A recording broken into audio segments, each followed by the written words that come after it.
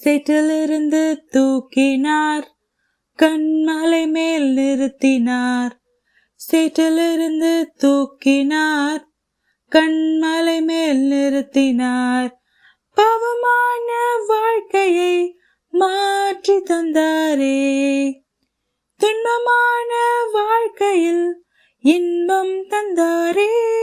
அவரெந்தன் கண்மலை, அவரெந்தன் கண்மலை, அவரெந்தன் கண்மலை யானார். ஓ, அவரெந்தன் கண்மலை, அவரெந்தன் கண்மலை, அவரெந்தன் கண்மலை யானார். ஆண்டவராகிய இயேசு கிறிஸ்துவின் நாமத்தில் இந்த நாளில் உங்க எல்லாரையும் சந்திப்பதில் எனக்கு மிகுந்த சந்தோஷம். இந்த 2 நாட்கள்ல சிலுவை குறித்த அநேக காரியங்களை நம்ம கற்றுக்கொண்டிருக்கிறோம் அப்படின்றத நினைக்கும் பொழுது எனக்கு மிகுந்த சந்தோஷமாய் இருக்கின்றது. இந்த நாள்ல கூட இன்னொரு காரியத்தை உங்களோடு கூட பகிர்ந்து கொள்ள ஆசைப்படுகின்றேன். மார்க்கு 15வது அதிகாரம், அது 34வது வசனம். இந்த வசனத்துல நீங்க பார்த்தீங்க அப்படின்னா, இயேசு கிறிஸ்து தம்முடைய இருதயம் உடைக்கப்பட்டவராய் தன் பிதாவை நோக்கி கேட்கின்ற ஒரு கேள்வியை நம்ம என்ன பண்றோம் பார்க்கின்றோம். இந்த கேள்வி என்ன அப்படின்னா, என் தேவனே, என் தேவனே, ஏன் என்னை கைவிட்டீர்?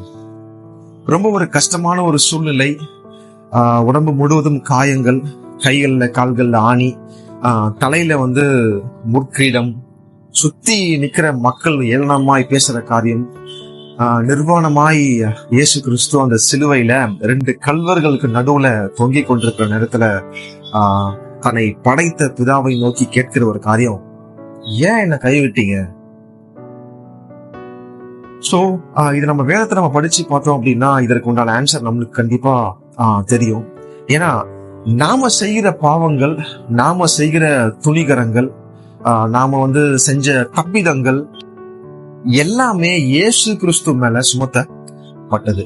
ஏன்னா கடந்த நாட்கள்ல சொன்னபடி கிருபாதார பலியாக, ஜீவ பலியாக இயேசு கிறிஸ்து சிலுவையில பலியிடப்பட்டாங்க.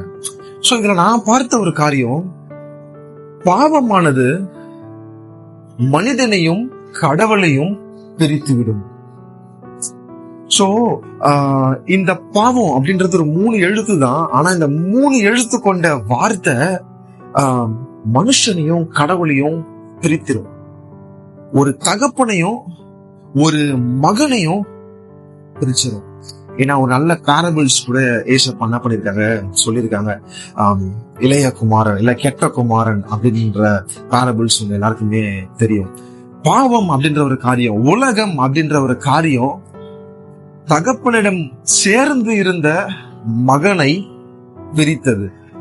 சோ இதை பார்த்து கொண்டிருக்கிற அன்பு சகோதர சகோதரிகளே, உங்களுக்கு நான் ஒரு சின்ன எச்சரிக்கை கொடுக்கறதுக்கு நான் ஆசைப்படுறேன். ஒருவேளை நீங்க பாவத்தை இருக்கிறீங்க அப்படின்னா இந்த நாள்ல மனம் திரும்புங்க பிளீஸ். ஒருவேளை நீங்க செய்யறது பாவமே இல்ல அப்படின்னு நீங்க நினைத்து கொண்டிருக்கலாம். இந்த ஜெனரேஷன்ல இருக்கிற அநேகர் இதெல்லாம் ஒரு பாவமா அப்படின்னு சொல்லி நீங்க யோசிக்கலாம்.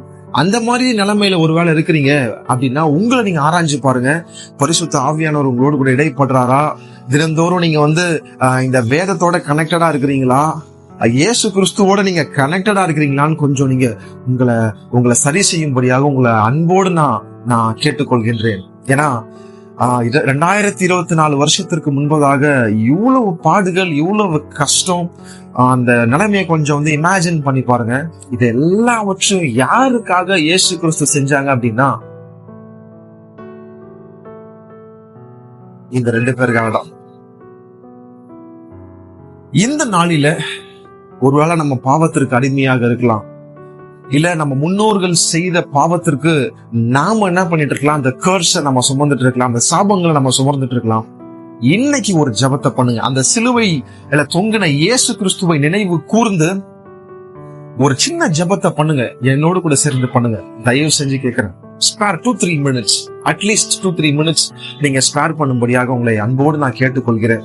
ஏதோ இத்தனை ஆண்டுகள் நான் வந்து லெந்து நாட்களை நான் ஃபாலோ பண்ணிருக்கேன் அப்படின்ற மாதிரி இந்த நாளும் போயிடக்கூடாது.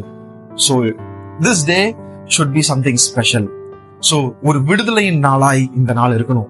ஒரு பாவ மன்னிப்பின் நிச்சயத்தை பெற்றுக்கொண்ட ஒரு நாளாய் இந்த நாள் இருக்கணும். அதற்காக உங்களை அன்போடு நான் அழைக்கின்றேன். உங்க கண்களை மூடி நம்ம ஆண்டவர்கிட்ட கேட்கலாம். அன்பின் பரலோக தகப்பனே, ஆசீர்வதிக்கப்பட்ட இந்த வேலைக்காய் நன்றி செலுத்துகிறோம் ஆண்டவரே.